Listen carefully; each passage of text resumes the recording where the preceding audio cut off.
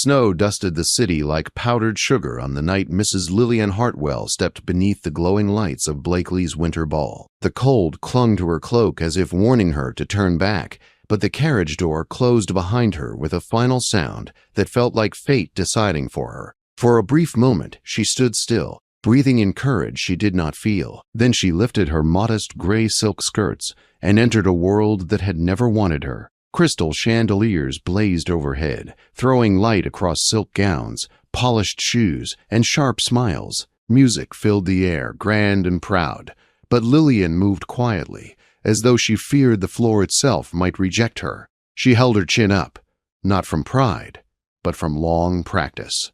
She had learned that lowering her head only invited cruelty. She was there as a companion, not a guest. Her employer's family had insisted she attend, calling it kindness. Lillian knew better. She was there to hold gloves, fetch shawls, and disappear when real guests spoke. Still, the moment she stepped inside, eyes turned toward her. They judged her dress, her widow's pin, her place in the room. The whispers followed her like cold breath. That is her. The widow who lost everything. Why would they bring her here? Charity, I suppose. How uncomfortable. Each word cut, but she kept walking, her step steady though her heart raced beneath her lace collar. She refused to give them the satisfaction of seeing her break. A woman in a green gown stepped directly into her path, fan fluttering with false sweetness. She looked Lillian up and down slowly. "Oh, pardon me," the woman said with a smile that held no warmth. "I did not realize companions were allowed to wander so freely." How modern. Soft laughter followed. Lillian dipped into a controlled curtsy, the kind she had learned long ago when life had still held promise. The shame burned hot on her skin, but she swallowed it down. Then she felt it. A gaze. Heavy, quiet, unwavering. Across the ballroom stood the Duke of Ashford, Alistair Hawthorne. He was tall, dressed in black and silver, his presence calm but distant. He did not smile. He did not whisper. He simply watched, not with judgment, not with amusement, but with something that unsettled her deeply. Recognition. As though he saw her not as a widow to be pitied, but as someone who understood pain. Lillian looked away first, shaken. The night only worsened. Lady Marble Stanton arrived, wrapped in crimson velvet, her beauty sharp and dangerous. She moved with purpose, eyes fixed on the Duke. But when she noticed his attention shift, her gaze snapped toward Lillian instead. She approached like a storm. "My dear Mrs. Hartwell," Marble said smoothly, cornering her near a marble column. "Already seeking attention tonight, even dressed in mourning shades." "I seek only quiet, my lady," Lillian replied softly. "Quiet rarely brings opportunity," Marble said loudly enough for others to hear. "But perhaps that is all you dare to hope for." Lillian tried to step away. Her foot caught the edge of a rug. The room tilted. Panic surged. Then a hand closed around hers. Strong. Steady. She looked up into the face of the Duke himself. "Are you harmed, madam?" he asked, his voice low and calm. Her breath caught. "And no, your grace." He did not release her hand at once. The moment stretched, filled with a silence that felt like defiance. His eyes shifted to Lady Marble, and something cold passed through them. "Your concern seems excessive," he said mildly. Marble smiled tightly. "I would hate for you to be misled." "By what?" the Duke asked softly. The question carried weight. The group around them fell quiet, then slowly scattered. Lillian withdrew her hand, her cheeks burning. "I thank you, your grace," she said, "but I would not wish to trouble you." "A burden," he replied, "is often only truth wearing another name." Before she could ask what he meant, he bowed and walked away. Yet she felt his gaze long after he vanished into the crowd. Overwhelmed, Lillian slipped onto the balcony. Cold air rushed to meet her, sharp and clean. Snow drifted through the lantern light, softening the laughter behind her. For the first time that night, her strength wavered. She did not notice the Duke until he stepped from the shadows. "You should not stand alone in this cold," he said. She startled. "Forgive me, your grace." "There is nothing to forgive," he replied. "I followed only to be sure you were well." "I am used to such evenings," she said quietly. "I saw that," he answered, sorrow edging his voice. It is strange how people speak of kindness while offering so little of it. Her heart fluttered painfully. "You see too much, and you endure too much," he said. The words hung between them, honest and dangerous. Voices approached, breaking the moment. Lillian curtsied quickly and slipped back inside, heart pounding. By morning, the whispers had grown teeth. She sat by a window in her employer's home, sewing with shaking hands, when a parcel arrived. Cream paper, black ribbon. Inside lay soft brown gloves and a single preserved winter rose. No note. She knew who sent it. Fear and gratitude tangled inside her chest. She hid the gift away just as her employer entered, gently warning her that rumors were spreading, that she should stay out of sight. Later that day, at a charity gathering, the Duke found her again among blooming winter flowers. His presence drew stares immediately. "I hope to find you," he said. "I feared you might suffer for my actions. I would not have society misunderstand you," she replied. "I would rather clarify matters," he said. Too late. Eyes watched. Whispers ignited. By evening, the city buzzed with scandal. Across town, in a quiet library, the Duke spoke at last. "I have 7 days," he confessed. 7 days to marry, or I lose everything. And the only woman who did not suffocate him believed he had ruined her. As snow fell heavier over the city, fate moved closer, unseen but unstoppable. The morning after the winter ball rose pale and brittle, as if the sun itself hesitated to warm a city so skilled at cruelty. Mrs. Lillian Hartwell sat by the narrow window of her small room, mending a frayed cuff with careful hands. Sleep had brought her no comfort. Every whisper from the night before clung to her thoughts like frost that refused to melt. A knock sounded. The footman entered, carrying an ivory envelope sealed with black wax. The hawthorn crest pressed deep and unmistakable. His expression held quiet confusion, for companions did not receive such things. "For you, madam," he said, placing it in her hands. Her fingers tightened. She stared at the seal until the tea beside her went cold. Opening it felt dangerous, yet ignoring it felt impossible. Inside, the message was brief and formal, requesting her presence at Ashford House to discuss matters of importance. Her heart beat harder with every word. Matters of importance from a duke could only mean trouble. Her employer granted permission with visible unease. By midday, Lillian sat inside a carriage rolling through mist toward Ashford House. She wore her plainest navy gown and wrapped herself in her shawl like armor. Whatever awaited her, she would face it with dignity. Ashford House emerged from the fog like something carved from winter itself. Frost clung to iron gates, and tall windows reflected the gray sky. She was led not to a grand room, but through glass doors into the winter garden. The Duke stood among frost-touched hedges, hands clasped behind his back. Snow dusted his shoulders.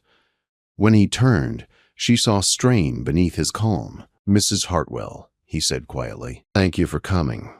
"I did not feel I could refuse," she answered. They walked slowly along the stone path, their footsteps the only sound.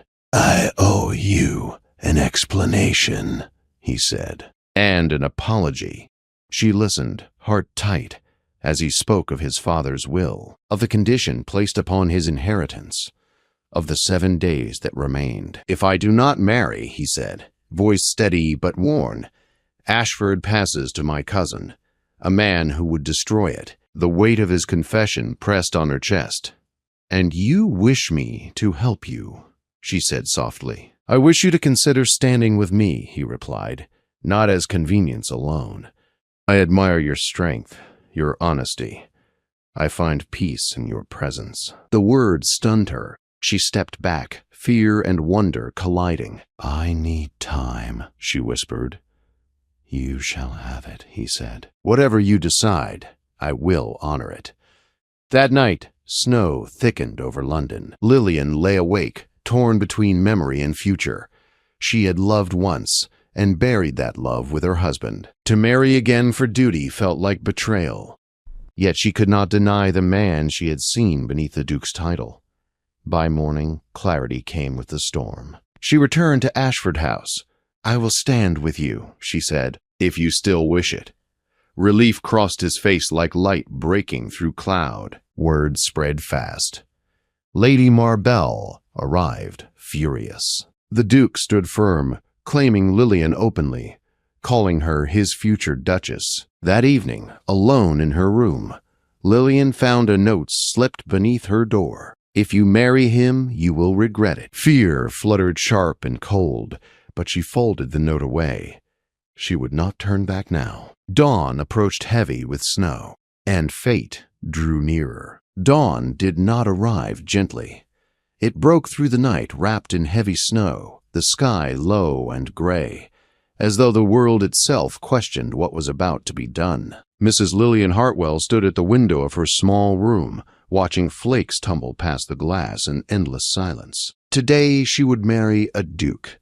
The thought still felt unreal, like a dream spoken aloud too soon. Her hands shook as she dressed. The gown laid out for her was simple ivory, borrowed and altered overnight. There were no jewels waiting, no crown, no celebration, only quiet resolve. She touched the folded gloves hidden in her drawer, then the note she had received the night before. "If you marry him, you will regret it." She did not know who had written it, but she knew why. Fear was a weapon, and someone had hoped it would stop her. It would not. The carriage ride to Ashford House passed in near silence. Snow swallowed the sound of wheels. The city hushed as if holding its breath. When the carriage stopped, Lillian stepped out into the storm. Cold wind tugged at her cloak, but she stood straight and walked forward. Inside, Ashford House glowed with candlelight. The great halls felt quieter than usual, stripped of ceremony by the weather and the urgency of time. Few guests had arrived. Only those who must be present stood waiting. The Duke stood near the hearth. When he saw her, something in his rigid posture softened. Relief crossed his face, followed by concern when he noticed how pale she looked. "You came," he said softly. "No storm could keep me away," she replied. She slipped the folded note into his hand. He read it, and his expression darkened, anger contained but unmistakable. "You should have shown me this," he said. "I did not wish to add to your burden," she answered. He shook his head. "You should never face fear alone again." Before more could be said, hurried footsteps echoed through the hall. Edmund entered, breathless. "He is here," he said quietly. "Your cousin." The Duke stiffened. "Where?" "West Corridor." He forced his way in. Moments later, Lord Benedict Hawthorne appeared. His smile was sharp, eyes bright with triumph. Snow clung to his coat, as though he had dragged the storm inside with him. "So," Benedict said, glancing between them, "it is true. A wedding at dawn. How desperate." The Duke stepped forward, placing himself between Benedict and Lillian. "You will leave," he said calmly. Benedict laughed. "After all these years, cousin, you still pretend authority protects you. In hours, Ashford will be mine." His gaze slid to Lillian. "And you, madam, do you know what you are agreeing to? A life of scrutiny, ridicule, regret? He does not want you. He needs you." The words struck, sharp and cruel. Before the Duke could respond, Lillian stepped forward. Her heart pounded, but her voice did not shake. "I know exactly what I am choosing," she said. "I have lived with loss. I have endured humiliation. I will not be frightened by threats or by men who confuse cruelty with power." The room fell silent. Benedict's smile faltered. "You are making a mistake." "Perhaps," she said, "but it will be mine." The Duke's hand found hers, firm and warm. "You threatened her," he said to Benedict, voice low and deadly calm. "That alone is enough to bar you from this house." Benedict scoffed, but he saw the resolve in his cousin's eyes. With a final glare, he turned and left, his footsteps fading into nothing. The storm outside raged on. The chapel was small, stone walls glowing with candlelight. Snow pressed against the stained glass like curious fingers. The minister waited quietly, coat still damp from travel. Edmund stood nearby, solemn and silent. When Lillian entered, All sounds seemed to fade. She walked slowly, her gown brushing the floor, her heart loud in her ears. The Duke watched her as though she were the only thing holding the world together. They stood before one another, hands meeting, both trembling now. "I once believed duty and feeling could not exist together," the Duke said softly. "You have proven me wrong." Lillian met his gaze. "I once believed my life ended with loss. You have given me reason to begin again." The vows were simple, spoken without grandeur, but heavy with truth. When the minister pronounced them husband and wife, the wind outside howled, snow beating against the glass as if the world itself acknowledged the moment. For a heartbeat, neither moved. Then the Duke lifted her hand and pressed a kiss to her fingers, reverent and careful. "My Duchess," he whispered. Later, as the storm softened, they stood together in the conservatory among winter flowers. He presented her with a preserved rose once more, now sealed safely beneath glass. "I thought it fitting," he said. "Strength blooms even in cold." She smiled, a real smile, fragile and bright. Life did not transform overnight. Society did not suddenly soften. Whispers followed them still, but now Lillian did not walk alone. At her side stood a man who did not hide his respect, who did not shrink from her past. Weeks later, when news arrived that Benedict's legal challenge had failed, Ashford remained safe. The tenants celebrated quietly. The house breathed easier. One evening, as snow melted into early spring, Lillian stood beside her husband at the window of Ashford House. "Do you regret it?" he asked gently. She thought of the fear, the risk, the night she almost turned away. "No," she said. "I chose my fate. That is something I never had before." He took her hand, squeezing it once. Together, they watched the world begin again.